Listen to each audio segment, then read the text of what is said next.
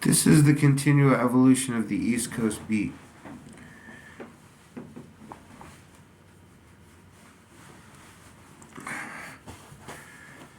Had to make myself comfortable. I've been sitting cross-legged for the last couple minutes. So, one of the things that I wanted to talk about today, in particular, what has become of the influence of reading the Tao Te Ching? How has it changed my life? It has often been said that the Tao Te Ching is one of the more softer, if not softest and most effeminate, of the Eastern philosophies. Buddhism can claim bald heads and Shaolin monks, and even Daoism has long ponytailed Taoist priests, long hair, long beards, long robes. Even the warriors of Taoism tend to not draw their weapons because they never find themselves in war like that. They never find themselves in a war where they feel the need to end life. You know what I'm saying? As That's one of the things that Taoism has brought into my life. Buddhism taught me not. Buddhism taught me that if it's worth suffering for, if I want it bad enough, I'm gonna suffer for it, and if I suffer for it, I might get it. That's what Buddhism taught me, and it taught me that there's a right way and a wrong way to do things. And I'm not saying I do it the right and wrong way, but I know that there is a right and wrong way, and I can agree with that. I can agree. Maybe it's different for each individual, but I can agree that there's a right and a wrong way to do things. And that's what Buddhism taught me. What Taoism taught me was to move like water, to flow. Taoism taught me to be as courteous as a guest in a foreign land, to be as shapeable as a block of uncarved wood. That's what Taoism taught me. Taoism taught me um, that in the beginning there was all things, and then we started to say this is this and that is that.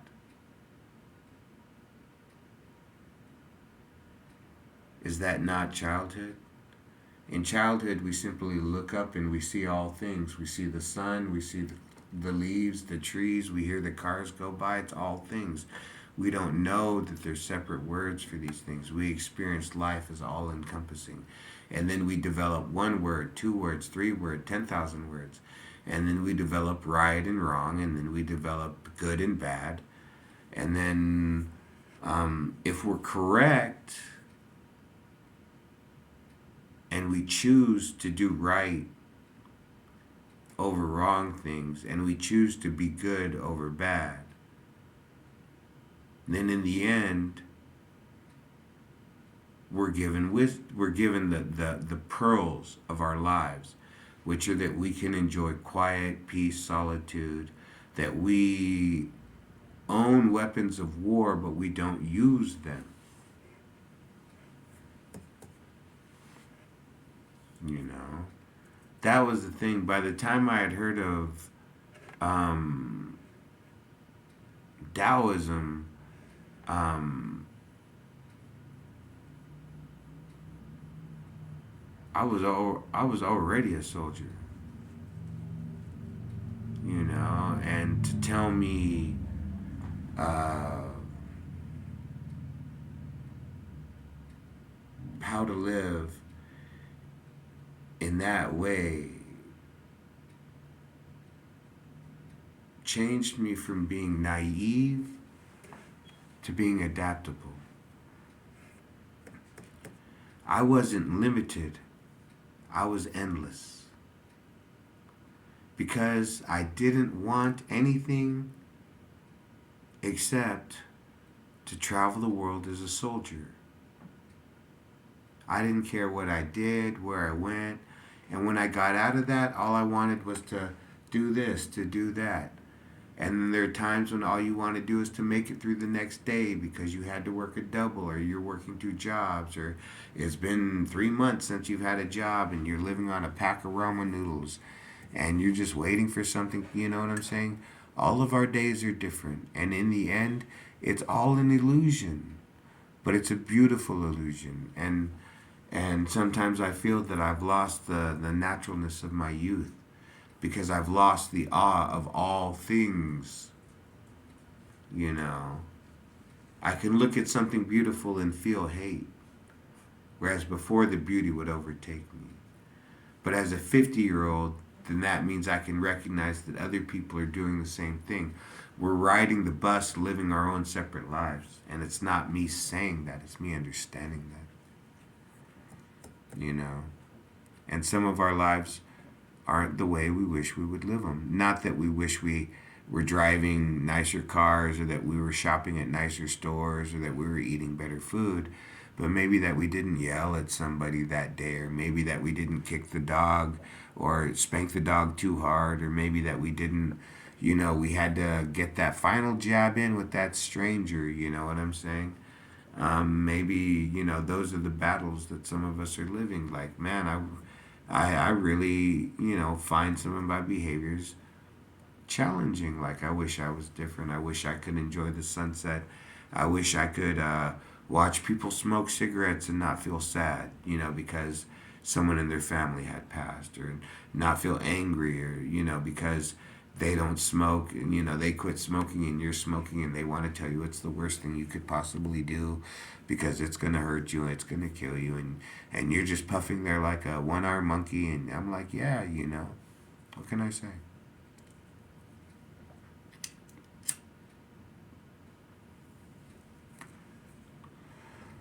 But I'm a guest in this world, and I'm just leave, you know, take only pictures, leave only footprints.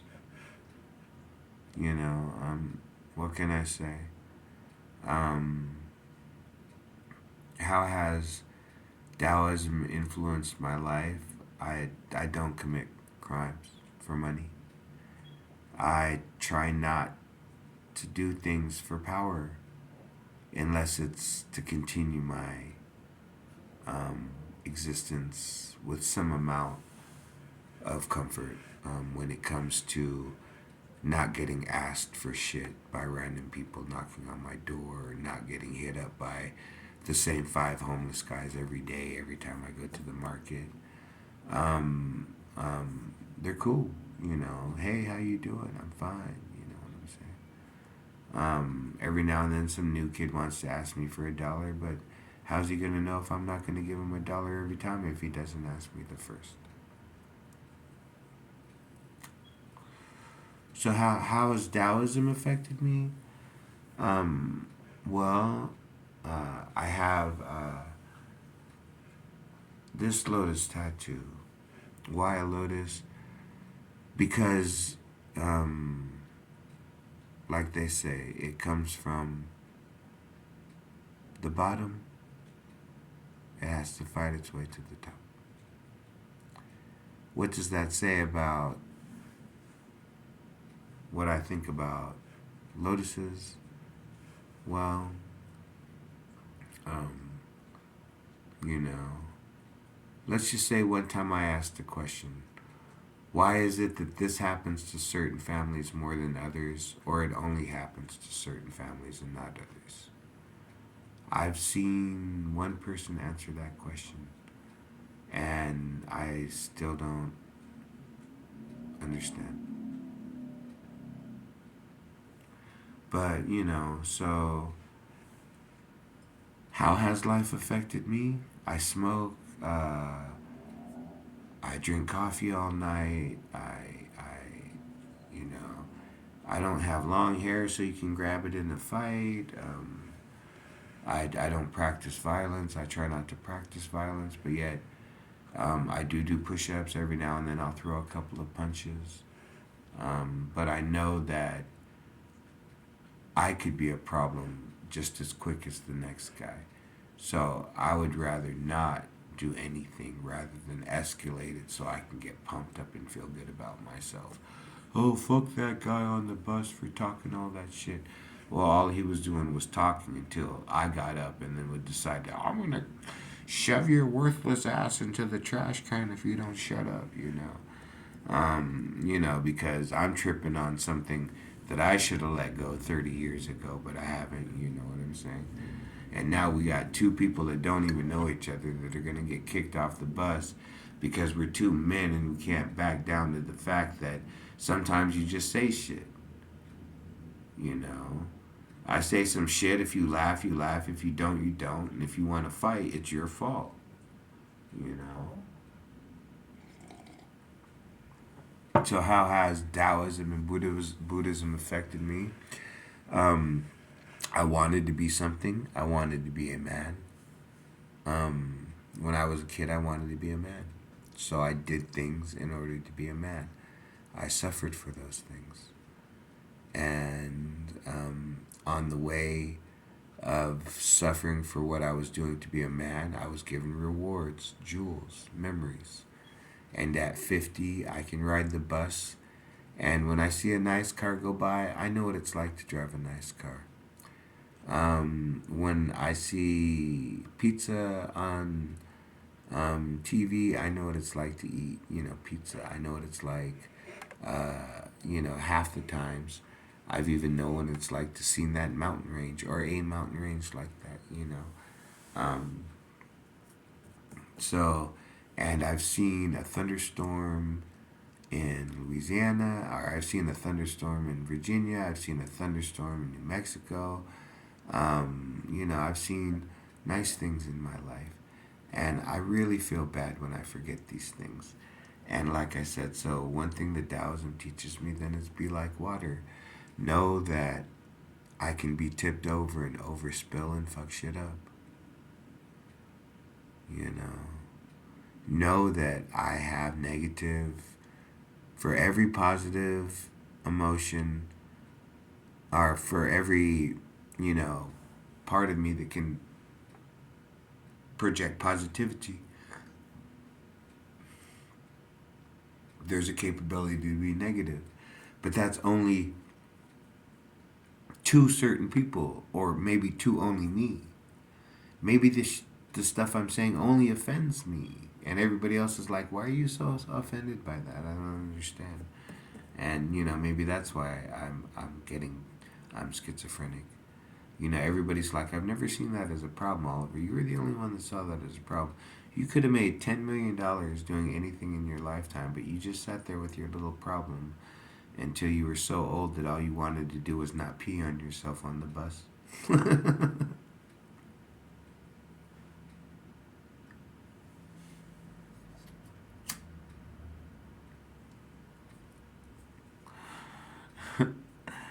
Like I said, well, I've been halfway around the world. I've sat in Hungarian buses and German subways, and I've been on boats and trains, and what can happen next? I don't know. Am I willing to suffer more for more? Is that how it goes, or at this point is it just sit back, be more like the tree, cast a shadow, tell people, hey, there's more to America than anything you've ever seen. There's more to the world than America, you know what I'm saying? There's more to the Army than the commercials. There's more to Colorado than the Rockies. There's more to, you know, meeting that girl at 17 and thinking I might never forget her. Well, I can tell you, you know what? You might never. Exactly. At 50, hey, I still remember people I met at 17. What can I say?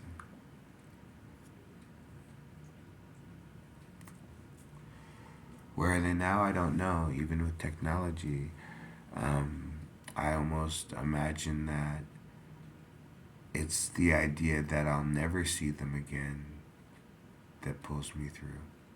You know what I'm saying? The East Coast beat.